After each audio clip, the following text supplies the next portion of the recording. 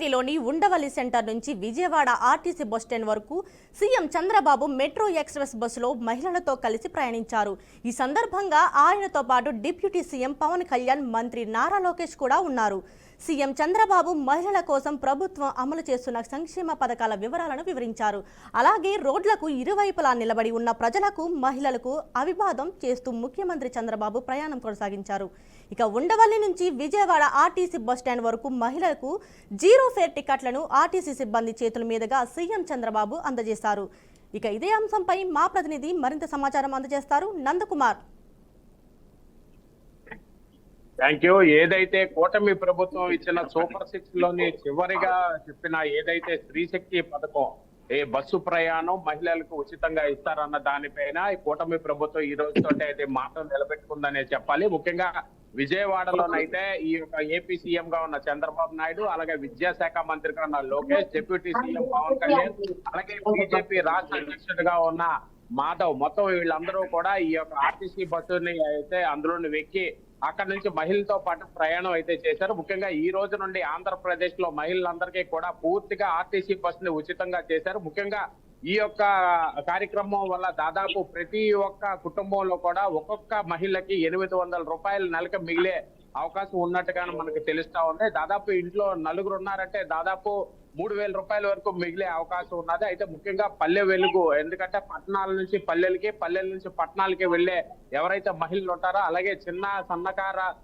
ఈ యొక్క వ్యాపారాలు చేసుకునే మహిళలందరికీ కూడా ఇది చాలా బాగా ఉత్పత్తి అవుతుంది, బాగా తోడ్పడుతుందని కూడా మనం చెప్పొచ్చు. అలాగే ఇక్కడ పట్టణాల వరకు చూసుకుంటే చిన్న చిన్న చిరు ఉద్యోగాలు చేసుకునే మహిళలందరికీ కూడా చాలా ఆనందదాయకంగా ఉన్నదని చెప్తున్నారు. ఎందుకంటే మంత్లీ పాస్ తీయడానికే దాదాపు 800 రూపాయల వరకు ఖర్చు అయ్యేది మాకు. అలాంటిది ఒక్కసారిగా ఇటువంటి పథకం ఇటు కూటమి ప్రభుత్వం సూపర్ 6 లో భాగంగా ప్రకటించిన నేపథ్యంలో అది కూడా ఈ రోజు ఆగస్టు 15 నాడు ప్రకటించడం కూడా మాకు చాలా ఆనందదాయకంగా ఉన్నది. ఎందుకంటే ఈ యొక్క బస్సు ప్రయాణం కొంత మేరకు ఆర్టీసీ బస్సు ప్రయాణం అనేది సురక్షితం కాబట్టి అలాంటి బస్సులోనే మాకు ఫ్రీగా ఉచితంగా నారా చంద్రబాబు నాయుడు ఏదైతే ఈ యొక్క ఎన్నికల టైంలో మేనిఫెస్టోలో పెట్టి చెప్పిన ఈ యొక్క పథకాన్ని మాకు అమలు చేయడం చాలా ఆనందదాయకంగా ఉన్నదని. ఎందుకంటే మహిళల అభివృద్ధి ఒక రకంగా వాళ్ళని ఆర్థికంగా కూడా స్థిరపరిచేటందుకు ఈ యొక్క డబ్బు చాలా వరకు దోహదపడుతుంది. అలాగే ఇటువంటి పథకాలు తీసుకొని రావడం వల్ల మహిళలందరికీ కూడా కొంతమేరకు చేయూతనుంటుంది. ముఖ్యంగా ఈ పేద మధ్య తరగతి కుటుంబాలకు సంబంధించిన మహిళలు ఎవరెవరో ఉన్నారో వాళ్ళందరూ కూడా చాలా ఆనందదాయకంగా ఉన్నారు. ఎందుకంటే తమ సుదూర్ఘ ప్రాంతాలకి పల్లె వెలుగుల ద్వారా వెళ్ళడానికి కూడా తమ స్వగ్రామాలకు వెళ్ళడానికి కూడా ఇది మాకు చాలా దోహదపడుతుంది. అలాగే నగరాల వరకు చూసుకుంటే చిన్న చిన్న ఉద్యోగాలు చేసుకున్న వాళ్ళు, ఈ బట్టల దుకాణంలో పని చేసుకున్న మహిళలు, అలాగే విశాఖపట్నానికి సంబంధించి పర్యాటక ప్రాంతానికి చాలా మంది మహిళలు కూడా ఇక్కడ వచ్చే అవకాశం ఉన్నది. వాళ్ళందరికీ కూడా ఇటువంటి ఉచిత ప్రయాణం ఉండడం వల్ల మాకు చాలా వరకు డబ్బు సేవ్ అవుతుంది. నారా చంద్రబాబు నాయుడు గారు తీసుకున్న ఈ యొక్క ఏదైతే ఆలోచన పథకం మాకు చాలా వరకు ముందు భవిష్యత్తుకు చాలా మంచి ఫలితాలు ఇస్తాయని చెప్పేసి కూడా మహిళల్లో ఒక ఆనందం ఉన్నది. అలాగే విజయవాడకి సంబంధించి జీరో ఫేర్ టికెట్లను కూడా మహిళలకి ఎవరైతే ఏపీ సీఎం చంద్రబాబు నాయుడు, అలాగే నారా లోకేష్, డిప్యూటీ సీఎం పవన్ కళ్యాణ్, అలాగే బీజేపీ రాష్ట్ర అధ్యక్షుడిగా ఉన్న మాధవ్, వీళ్ళందరూ కూడా ఆ బస్సులో ప్రయాణం చేసి మహిళలతో చాలా ఆనందంగానే ఉన్నారు. అలాగే జీరో ఫేర్ టికెట్లు కూడా ఈ యొక్క కండక్టర్ ద్వారా వాళ్ళందరికీ అందించడం, అలాగే రోడ్డుకి ఇరువైపులా కూడా మహిళలందరూ నిల్చొని సీఎం చంద్రబాబు నాయుడు ఏదైతే పథకాన్ని ప్రవేశపెట్టారో వాటన్నిటికీ కూడా ఆనంద కేలిలో వాళ్ళందరి మీద కూడా పూల వర్షం కురిపించారంటే ప్రజల్లోని ఈ యొక్క పథకం మీద ఎప్పటి నుంచి ఆశలు పెట్టుకుని ఉన్నారనేది కూడా మనం ఒకసారి చూడొచ్చు. ముఖ్యంగా ఈ ఆంధ్రప్రదేశ్ రాష్ట్రం మొత్తం మీద ఈ యొక్క పల్లె వెలుగు, సిటీ ఆర్డినరీ సర్వీసుల్లోని ఈ మహిళలు పూర్తిగా ఉచితంగా వెళ్ళొచ్చు. కేవలం ఈ యొక్క బస్సు ఎక్కేటప్పుడు తమ యొక్క ఐడెంటిటీ కార్డు, అంటే ఈ యొక్క ఆధార్ కార్డు కానీ లేదా ఓటర్ కార్డు కానీ చూపించి ఉచిత ప్రయాణం, జీరో ఫేర్ టికెట్ తీసుకొని మీరు ఏ డెస్టినేషన్ నుంచి ఏ డెస్టినేషన్ కైనా వెళ్ళొచ్చని చాలా క్లియర్ గా ఆర్టీసీ వర్గాలు కూడా చెప్పి, అలాగే నారా చంద్రబాబు నాయుడు కేవలం ఈ డీజిల్ బస్సులే కాకుండా ఎలక్ట్రికల్ బస్సులు కూడా దాదాపు 1100 బస్సుల్ని ఆంధ్రప్రదేశ్ లో ప్రవేశపెట్టి ఇది పర్యావరణ రహితంగా కూడా ఈ ప్రయాణాన్ని చేసే విధంగా కూడా చేస్తున్న ఈ యొక్క కార్యక్రమం పట్ల ముఖ్యంగా ప్రజల్లోని చాలా మంచి స్పందన వస్తుంది. ముఖ్యంగా మహిళలు, ఎందుకంటే మహిళలు మహారాణులు అని అంటారు. అటువంటి మహారాణులకి ఈ యొక్క చంద్రబాబు నాయుడు తీసుకొచ్చిన ఈ యొక్క ఉచిత పథకం పైన చాలా మంచి ఆశలు ఉన్నాయి. అలాగే వీళ్ళందరూ కూడా చాలా ఆనందదాయకంగా ఉన్నారనే చెప్పాలి. Thank you Nandakumar. Kadapa MLA Madhavareddy protocol ప్రకారం తనకి కుర్చీ వేయలేదని అలిగి వెళ్లిపోయారు. కడప పోలీస్ పరేడ్ మైదానంలో ఏర్పాటు చేసిన స్వాతంత్ర దినోత్సవ వేడుకలకు ఆమె హాజరయ్యారు. అయితే తనకు వేదిక సమీపంలో ఎమ్మెల్యే ప్రోటోకాల్ ప్రకారం కుర్చీ వేయలేదని, తనకు కేటాయించిన సీట్లో అధికారులు కూర్చున్నారని ఆమె అలిగారు. ఆ తర్వాత కుర్చీ ఏర్పాటు చేసిన మాధవిరెడ్డి దంపతులు అలకపోని బయటకు వెళ్లిపోయారు. ఇక ఇదే అంశానికి సంబంధించిన పూర్తి సమాచారాన్ని మా ప్రతినిధి కృష్ణ అందిస్తారు. కృష్ణ, చెప్పండి. Thank you Padma. ఏదైతే ఈ రోజు జరిగినటువంటి పోలీస్ పెరేడ్ గ్రౌండ్ 79వ స్వతంత్ర దినోత్సవం పురస్కరించుకొని ఈ రోజు అయితే పూర్తి స్థాయి అయితే పెరేడ్ గ్రౌండ్ లో అయితే అనేక కార్యక్రమాలు కూడా నిర్వహించడం జరిగింది. అదే విధంగా నేషనల్ సంబంధించి ఏదైతే 79వ స్వతంత్ర దినోత్సవ వేడుకలు అయితే పూర్తి స్థాయిలో అయితే ఘనంగా నిర్వహించాలనుకోవచ్చు. మొత్తానికి ఏదేమైనా కూడా పూర్తి స్థాయి అయితే అది ఉన్నటువంటి జిల్లా అధికారులు, కడప ఎమ్మెల్యే మాధవరెడ్డి, అదే విధంగా ఆమె ప్రభుత్వ విప్పుగా కూడా ఉన్నారైతే ఆమెకి చైర్ వేయలేదంటూ కూడా ఆమె కొద్ది వరకు అయితే జాయింట్ కలెక్టర్ పైన అయితే దురుసుగా ప్రవర్తించారు. అదేవిధంగా పూర్తి స్థాయి అయితే ఎందుకు నాకు చైర్ వేయలేదు అన్నట్టుగా కూడా ఆమె మాట్లాడడం జరిగింది. అయితే మొత్తానికి చూస్తే ఏదైనప్పుడు కూడా పూర్తి స్థాయి అయితే ఈ యొక్క చైర్ విషయం ఏదైతే ఉందో గతంలో మేయర్ కార్పొరేషన్ లో అలాగే జరిగింది. అదే విధంగా ఈ రోజు చూస్తే 79వ స్వతంత్ర దినోత్సవ పురస్కార వేడుకలు అయితే పూర్తి స్థాయి అయితే ఆమెకు చైర్ వేయకపోవడం చాలా దారుణంగా అనుకోవచ్చు. ఎందుకంటే ప్రజాప్రతినిధిగా ఉన్నారు, పూర్తి స్థాయిలో ఒక శాసనసభ్యురాలుగా ఉన్నారు. అయితే ఆమెకు చైర్ వేయడం చాలా దారుణం అని కూడా అనుకోవచ్చు. అయితే మొత్తానికి చూస్తే ఏజెంట్ కూడా పూర్తి స్థాయి అయితే జిల్లా జాయింట్ కలెక్టర్ ఎవరైతే అతిథి సింగ్ ఉన్నారో ఆమె మళ్ళీ తర్వాత కూడా చైర్ వేస్తాము రాండి అనుకునే ఒక పిలిచిన తర్వాత నేను అర్ధగంట వరకు అయితే దాదాపు 30 నిమిషాల పాటు అయితే ఇక్కడే నిలబడాను. అప్పుడు కనిపించలేదా ఎమ్మెల్యే, ఇప్పుడు మీకు కనిపించిందా అన్నట్లు కూడా ఆమె అయితే మాట్లాడడం జరిగింది. అయితే ఏది ఏమైనప్పుడు కూడా పూర్తి స్థాయిలో ఒక శాసనసభ్యురాలు కావచ్చు అదేవిధంగా ప్రభుత్వ విప్పుగా ఉన్నటువంటి ఎవరైతే రెడ్డి గారు మాధవి ఉన్నారో ఆమెకి అయితే అక్కడ మర్యాద ఇవ్వలేదంటూ కూడా ఆవేదన వ్యక్తం చేస్తారు. అయితే పూర్తి స్థాయి అయితే జిల్లా అధికారులు పరిగణనలో తీసుకోవాలి. అయితే ఇలాంటి తప్పు ఇంకొకసారి జరగకుండా చూసుకోవాల్సింది కూడా పలువురు ప్రజాప్రతినిధులు కూడా ఆరోపణ చేశారు. మొత్తానికి చూస్తే ఏదేమైనప్పుడు కూడా పూర్తి స్థాయిలో అయితే చైర్ విషయంలో ఈ చైర్ విషయంలో అయితే పూర్తి స్థాయి అయితే అధికారులు కొంచెం నిర్లక్ష్యంగా ఉండకన్నా పూర్తి స్థాయి అయితే వారికి సహకరించాలంటూ కూడా చెప్పడం జరిగింది. Right, thank you Krishna. Hyderabad నగర శివారులోని ఓ ఫామ్ హౌస్ లో గుట్టు చప్పుడు కాకుండా లిక్కర్ డ్రగ్స్ పార్టీ జరుగుతుండగా పోలీసులు ఆకస్మిక దాడులు చేశారు. బాకారం గ్రామ పరిధిలోని ఎస్కేఎం ఫామ్ హౌస్ లో డ్రగ్స్ లిక్కర్ పార్టీ జరుగుతోందని ఎక్సైజ్ పోలీసులకు విశ్వసనీయ సమాచారం అందింది. దీంతో వారు నార్కోటిక్ బ్యూరో అధికారులతో కలిసి హుటాహుటిన ఫామ్ హౌస్ పై రైడ్ చేశారు. ఈ మేరకు పార్టీలో పాల్గొన్న మొత్తం 51 మంది ఆఫ్రికన్లను అదుపులోకి తీసుకున్నారు. అయితే అందరికీ డ్రగ్స్ పరీక్షలు నిర్వహించగా అందులో 3కి పాజిటివ్ వచ్చింది. అనంతరం స్పాట్ కు ఇమిగ్రేషన్ అధికారులు కూడా చేరుకుని వారి వీసాలను పరిశీలించారు. విదేశీయులంతా పార్టీకి పర్మిషన్ తీసుకున్నారా లేదా అని ఆరా తీశారు. అసలు పార్టీలోకి విదేశీ మద్యం, డ్రగ్స్ ఎక్కడి నుంచి వచ్చాయనే విషయంపై ఎక్సైజ్ పోలీసులు ఫోకస్ పెట్టారు. దాదాపు 100 మంది పోలీసు బందోబస్తుతో బాకారం ఎస్కేఎం ఫామ్ హౌస్ లో సోదాలు కొనసాగుతున్నాయి. ఇక ఇదే అంశానికి సంబంధించిన మరింత సమాచారం మా ప్రతినిధి సాల్మన్ అందిస్తారు. సాల్మన్, చెప్పండి. Thank you. తెలంగాణ రాష్ట్ర ప్రభుత్వం ఇది ఆ డ్రగ్స్ మీదనైతే ఆ యొక్క డ్రగ్స్ మహమ్మారి గంజాయి మీద ఉక్కుపాదం మోపుతుంది. కానీ ఎంత ఆ యొక్క ఉక్కుపాదం మోపిన డ్రగ్స్ అదే విధంగా ఆ గంజాయి సరఫరా అయితేనే ఉంది. మనం హైదరాబాదు ఆ నగర శివారులో చూసుకున్నట్లయితే ఆ ఎస్కేఎం ఫామ్ హౌస్ బాకారం ఆ మండలానికి సంబంధించి ఒక ఎస్కే ఆ ఫామ్ హౌస్ మాత్రం పెద్ద ఎత్తున ఆ వాహనాలు అయితే పెద్ద ఎత్తున రావడంతో అక్కడ ఉన్న చుట్టుపక్కల వారైతే కొంత ఆశ్చర్యంగా చూశారు. అందులో దిగే వాళ్ళు కూడా సుమారు ఆఫ్రికన్ దేశస్తులుగా కొంతమందిని గుర్తించినట్లయితే చూశారు. ఈ యొక్క ఎస్కేఎం ఆ ఫామ్ హౌస్ లో ఆ డ్రగ్స్ అదే విధంగా డ్రగ్స్ ఆ గంజాయి విదేశీ మద్యంతో పాటు వారు ఆ చిందులు వేస్తే అయితే ఆ డీజే సౌండ్స్ పెట్టడంతో చుట్టుపక్కల వారికి కొంత ఇబ్బంది కలిగి ఆ పోలీసులకు సమాచారం ఇవ్వడంతో పోలీసులు హుటాహుటిన సంఘటన స్థలానికి చేరుకుని అయితే ఆ యొక్క ఆ ఫామ్ హౌస్ మీద రైడ్ చేశారు. రైడ్ చేసిన సందర్భంలో 37 మంది మహిళలు, 14 మంది పురుషులు అయితే పట్టుబడ్డారు. వారిలో నార్కోటిక్ పోలీసులు వారిని చెక్ చేయగా 3కి అయితే పాజిటివ్ గా వచ్చింది. ఖచ్చితంగా ఈ విదేశీ మద్యం ఎక్కడి నుండి వచ్చింది, విదేశీ మద్యంతో పాటు డ్రగ్స్ గంజాయి ఎక్కడి నుండి వచ్చిందని అయితే పోలీసులు అయితే ఆరాధిస్తున్నారు. ఖచ్చితంగా రాష్ట్ర ప్రభుత్వం ఉక్కుపాదం మోపుతున్నా ఇలా డ్రగ్స్ గంజాయి విదేశీ మద్యం ఎక్కడి నుండి వస్తుంది అయితే ఖచ్చితంగా అలాంటి వారు ఎవరు సరఫరా చేసినా ఎవరు వీరి వెనకాల ఉన్నా ఖచ్చితంగా వారి మీద కఠిన చర్యలు తీసుకుంటాం. ఎందుకంటే ఈ యొక్క తెలంగాణ రాష్ట్రంలో డ్రగ్స్ మహమ్మారిని లేకుండా తరిమి కొట్టేందుకైతే రాష్ట్ర ప్రభుత్వం అయితే కృషి చేస్తుంది. ఖచ్చితంగా ఎంత చేసినా ఈ యొక్క డ్రగ్స్ అదేవిధంగా విదేశీ మద్యం గంజాయిని ఎవరు తరలించినా ఎంతటి పెద్దవారైనా రాజకీయ అండ ఉన్నా ఖచ్చితంగా వారి మీదనైతే ఉక్కుపాదం మోపేందుకైతే రాష్ట్ర ప్రభుత్వం అయితే సిద్ధంగా ఉంది. ఈ యొక్క విదేశీ మద్యం పైన అదే విధంగా ఆ గంజాయి మీద ఇక్కడికి సరఫరా ఎవరు చేశారనేది అయితే కూపిలాగుతున్నారు. ఖచ్చితంగా వారిని కఠిన చర్యలు తీసుకొని రాష్ట్ర ప్రభుత్వం అయితే శిక్షించేందుకైతే సిద్ధంగా ఉందని ఆ పోలీసులు అయితే వెల్లడించారు. Right, thank you Salman. 6 at 6 లో స్మాల్ బ్రేక్ తీసుకుందాం. Stay tune.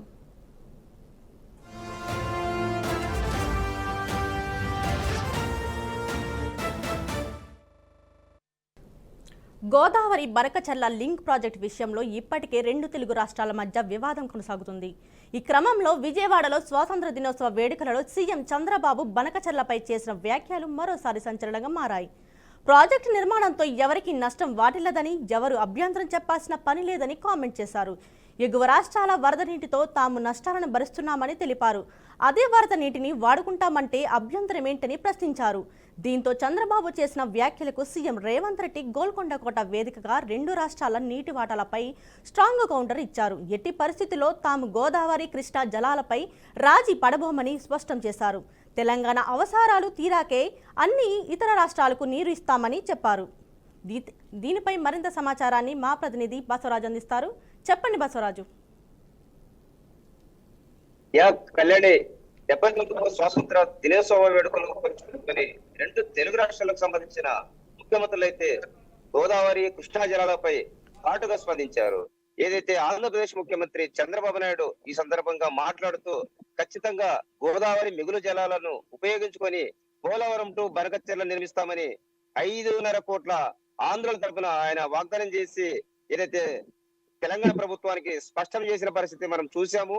అయితే ఇదే అంశంపై ఏదైతే తెలంగాణ ముఖ్యమంత్రి రేవంత్ రెడ్డి మాత్రం ససేమిరా అంటూ తెలంగాణ ప్రజలకు ఉపయోగపడిన తర్వాతనే మిగులు జలాలు పంపిస్తాము, లేకపోతే వాడుకునే విషయంలో కానీ తెలంగాణ ప్రజలకు అన్యాయం చేసే పరిస్థితి ఎట్టి పరిస్థితిలో ఉండదని ఆయన స్పష్టం చేసిన పరిస్థితి.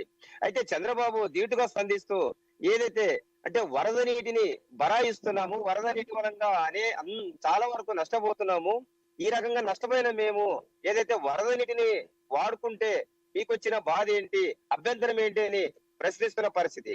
అయితే రేవంత్ రెడ్డి ఏదైతే 4.5 కోట్లు ఏదైతే తెలంగాణ ప్రజలు ఉన్నారో వాళ్ళకి తాగునీరు సాగునీరు అందిస్తాం, ఎలాంటి అపోహలకు లేదు, ప్రభుత్వం ఈ నదీ జలాల విషయమైన చాలా నిక్కచ్చిగా ఉంది, నిటారుగా ఉంటాం, పోరాడతాం, తెలంగాణ ప్రజల సంక్షేమానికి పాటుపడతామని ఆయన స్పష్టం చేస్తున్న పరిస్థితి ఈ రోజు చూసాము.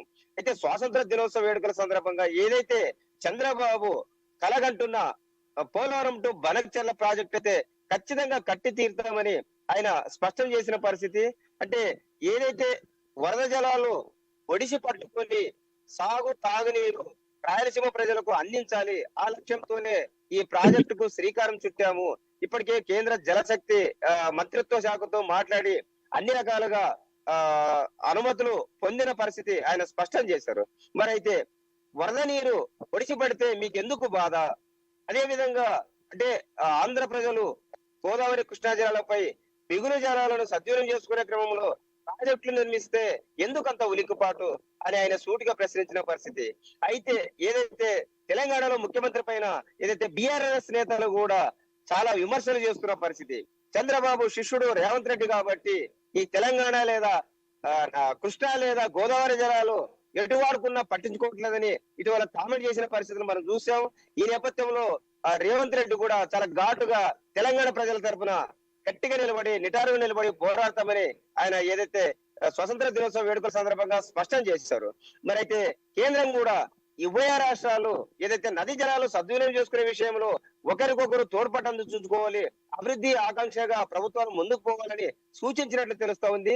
మరి ముందు అయితే ఈ రెండు ప్రభుత్వాలు ఒక సఖ్యతతో ఏదైతే నది జలాలు ఉపయోగించుకోవడం లేదా ప్రాజెక్టులు నిర్మాణం చేసుకోవడం ఒక పద్ధతి ప్రకారం అవగాహన కలిగి ముందుకు వెళ్ళాలని కేంద్ర ప్రభుత్వం సూచించిన నేపథ్యంలో మరి ప్రతిపక్షాలు అయితే బురద జరుగుతున్న పరిస్థితి మనం చూస్తా ఉన్నాం. అంటే ఇద్దరు ముఖ్యమంత్రులు అంటే ఒకరికొకరు లోపాయికర ఒప్పందంతో ఇదంతా కూడా బాహాటంగా విమర్శ చేసుకుంటున్నారు. లోపల వాళ్ళకి ఒక అవగాహన ఉంది అని ప్రతిపక్షాలు విపక్షాలు విమర్శిస్తున్న నేపథ్యంలో మరి ఈ పోలవరం బాంకచర్ల ప్రాజెక్టుకు చంద్రబాబు ఏ దిశగా కార్యాచరణ చేస్తారు, అదే తెలంగాణ ముఖ్యమంత్రితో ఎలా సఖ్యత కుదిరి ఈ నదీ జలాలను ఒడిసిపెట్టి ప్రాజెక్టు నిర్మించే క్రమంలో ఎలాంటి అభ్యంతరం లేకుండా చూసుకుంటారు అనేది మనం ముందు చూడాలి. Kalyan, thank you Basavaraju. Cloud బస్టర్తో జమ్మూ కాశ్మీర్లో హృదయ విదారకర దృశ్యాలు కనిపిస్తున్నాయి. చషోటి పద్దర్ తషోటిలో అకస్మాత్తుగా మేఘాల విస్ఫోటనం సంభవించింది. చీనాబ్ నది ఉప్పొంగి నదీ నీటి మట్టం క్షణాల్లో పెరిగింది. వరద ప్రవాహానికి ఇళ్లు, వాహనాలు, దేవాలయాలు, వంతెనలు కొట్టుకుపోయాయి. వందలాది మంది ప్రజల జీవితాలను తుడిచిపెట్టుకుపోయాయి. ఈ విపత్తులో ఇప్పటివరకు 65 మంది మరణించినట్లుగా అధికారులు అధికారికంగా నిర్ధారించారు. 100 మందికి పైగా గాయపడినట్లుగా చెబుతున్నారు. వందల సంఖ్యలో జనాలు తప్పిపోయినట్లు సమాచారం. శిథిరాల్లో చిక్కుకున్న వారిని రక్షించడానికి పరిపాలనా సహాయ సంస్థలు పగలు రాత్రి అని తేడా లేకుండా పనిచేస్తున్నాయి. ఇక సైన్యం, ఎన్డీఆర్ఎఫ్, ఎస్టీఆర్ఎఫ్, పోలీసు సిబ్బంది తాళ్లు, యంత్రాల సహాయంతో ప్రజలను రక్షించడానికి ప్రయత్నిస్తున్నారు. ఇక ఇదే అంశానికి సంబంధించిన పూర్తి సమాచారాన్ని మా ప్రతినిధి రాజేంద్ర అందిస్తారు. రాజేంద్ర, చెప్పండి. Thank you. జమ్మూ కాశ్మీర్ లో ఒక్కసారిగా జల ప్రళయం సంభవించడంతో అనేక ప్రాంతాలు కాకవికలంగా మారాయి. వందలాది మంది దిక్కుతోచని స్థితిలో అక్కడ బ్రతుకుతూ సాగిస్తున్న పరిస్థితులు ఏర్పడుతున్న పరిస్థితి కనిపిస్తా ఉన్నాయి. 3 ప్రాంతాల్లో మేఘాలు ఒక్కసారిగా విజృంభించిన నేపథ్యంలో చినాబ్ నది ఉప్పొంగటం వలన ఈ పరిస్థితి పరిణామాలు ఏర్పడినట్టుగా కూడా మనకు తెలుస్తా ఉంది. నదీ పరివాహక ప్రాంతాల్లోని అనేక నివాస గృహాలు, వంతెనలు, దేవాలయాలు కూడా వరద నీటిలో కొట్టుకుపోయాయి. ఇప్పటికే 65 మంది మృతి చెందినట్టుగా కూడా అధికార వర్గాలు వెల్లడిస్తున్నప్పటికీ 100 మందికి పైగా తీవ్ర గాయాలు పాలైనది కూడా అధికారులు చెప్తున్న పరిస్థితి. అయితే వందల సంఖ్యలో దాదాపుగా 1000 మందికి పైగా కనిపించకుండా పోయిన పరిస్థితులు ఉన్నట్టుగా కూడా అధికారులు గుర్తు. వారందరి ఆచూకీ కోసం కూడా విశ్వ ప్రయత్నాలు చేస్తున్న పరిస్థితి కనిపిస్తుంది. ఇప్పటికే ప్రత్యేక పోలీస్ భద్రతా బలగాలతో పాటు ఎన్డీఆర్ఎఫ్, ఎస్టీఆర్ఎఫ్ బృందాల సిబ్బంది, పోలీస్ సిబ్బంది కూడా ఒక సహాయ చర్యలు చేపడుతున్న పరిస్థితి కనిపిస్తుంది. వారి యంత్రాలతో ఈ క్షతగాత్రులను కాపాడే ప్రయత్నాలు చేయడంతో పాటు మరోవైపు శిథిలాల్లో చిక్కుకున్న వారు రక్షించేందుకు కూడా పలు మార్గాల ద్వారా ప్రయత్నాలు కొనసాగిస్తున్న పరిస్థితి ఉంది. ఎక్కడెక్కడైతే ఈ ప్రమాదం సంభవించిందో ఆ ఏరియాలో మాత్రం పెద్ద ఎత్తున సిబ్బంది మోహరించి ఆ క్షతగాత్రులను కూడా రక్షించే ప్రయత్నాలు చేస్తున్నారు. అయితే కనిపించకుండా పోయిన ప్రజల ఆచూకీ కోసం కూడా మరి ప్రత్యేక బృందాలు అన్వేషణ కొనసాగిస్తున్న పరిస్థితి కనిపిస్తుంది. చినాబ్ నది ఉప్పొంగటంతో ఈ పెను ప్రమాదం సంభవించినట్టుగా అధికారులు గుర్తించి ఆ ప్రాంతాల్లో మాత్రం సహాయ చర్యలు మాత్రం ముమ్మరంగా నిర్వహిస్తున్న పరిస్థితులు ఏర్పడ్డాయి. పగలు రాత్రి తేడాది లేకుండా ఈ ప్రజలను రక్షించే పనిలో మాత్రం ప్రభుత్వానికి సంబంధించిన అనేక విభాగాల సిబ్బంది ముమ్మర ప్రయత్నాలు చేస్తున్న పరిస్థితి. ఏదేమైనా ఈ నదీ ప్రవాహక ప్రాంతాల మధ్య జరిగిన నష్టం మాత్రం దారుణమని కూడా అక్కడ ప్రజలు భావిస్తున్న పరిస్థితి.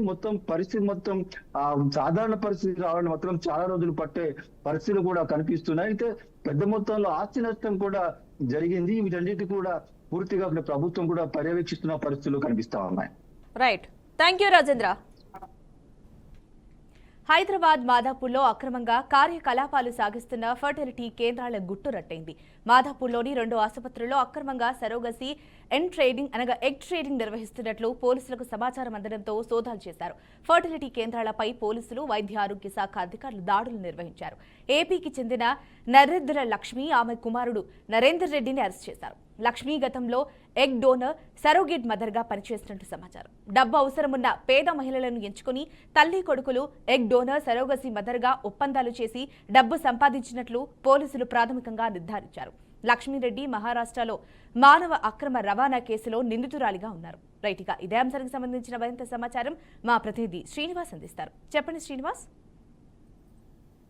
ఓవరాల్ గా చూసినట్లయితే తెలంగాణ వ్యాప్తంగా కావచ్చు, ఉమ్మడి రాష్ట్రాల్లో చూసినట్లయితే ఇప్పటికే మానవ రవాణా కావచ్చు, దానికి సంబంధించిన అక్రమ వ్యవస్థలో పనిచేసిన అనేక మందిని చూసుకున్నట్లయితే ఇప్పటికే పూర్తిగా ఎవరెవరైతే అధికారులు ఉన్నారో వారికి ఇప్పటికే ప్రభుత్వ అధికారులు సూచనలు చేసినారు. కానీ ఎలాంటి సంబంధించిన నిబంధనలు పాటించకుండా ఈ వివిధ హోదాలో పనిచేసిన అధికారులు మాత్రము అక్రమ రవాణాకు పాల్పడుతున్నారు. ఏదైతే మహిళలు కావచ్చు దానికి సంబంధించినటువంటి విధానాలు పనిచేస్తున్న అధికారులు వారికి ఉన్నటువంటి విధానాలకు అనుగుణంగా ఉండాల్సిన అధికారులు మాత్రం పూర్తిగా వారిని పక్కదో పట్టిస్తున్న పరిస్థితి. ఇది తెలుగు రాష్ట్రాలలోనే ఒక సంచలనం సృష్టించినటువంటి పరిస్థితి మనం చూసుకోవచ్చు. ఆ రాష్ట్రాల్లో సంబంధించిన కాకుండా ఆ మండలాల్లో ఎవరైతే సంబంధించినటువంటి బాధిత కుటుంబాలు ఉన్నారో వాళ్ళందరికీ న్యాయం చేయాలని ప్రభుత్వము అనేక సంక్షేమ పథకాలు కావచ్చు అనేక చేస్తున్న క్రమంలో కూడా కావాలని ఎవరైతే అధికారులు 70 లక్ష్యంగా పనిచేస్తూ పేద కుటుంబాలు లక్ష్యంగా చేసుకుని వారిని మాత్రం ఇబ్బంది పెడుతూ ఒక్కసారిగా బట్టబయలైన పరిస్థితి చూసుకున్నాము. మనం ఇప్పుడు తెలుగు రాష్ట్రాల్లో ఒక దారి దగ్గర అధికారులు చేసిన రైడ్స్ లో పూర్తిగా సమాచారం తీసుకున్నట్లయితే పూర్తిగా వాళ్ళు చేయాల్సినటువంటి నిబంధనలకు విరుద్ధంగా వాళ్ళకు రావాల్సినటువంటి విషయాలనే కాకుండా వేరే వాళ్ళతోటి అక్రమంగా వాళ్ళ డాక్యుమెంట్లు కానీ వాళ్ళ సమస్య చేసుకొని తప్పుడు డాక్యుమెంట్లతోటి ఒక కార్యక్రమం చేసినారనేది కూడా ఇప్పటికీ ఒక అధికారులు అయితే ధృవీకరించారు. వీరందరిపై చర్యలు తీసుకోవాలని కూడా నూతన ప్రభుత్వం కూడా ఏర్పడిన క్రమం కూడా వాళ్ళు చేస్తున్నటువంటి పరిస్థితి. ఇది తెలంగాణ కాదు తెలుగు రాష్ట్రాల్లో కూడా ఉండే తాజా పరిస్థితి. Right Srinivas, thank you. ఇవి ఇప్పటివరకు ఉన్న 6 at 6 updates. Keep watching BRK news. తెలుగుడి సత్తా.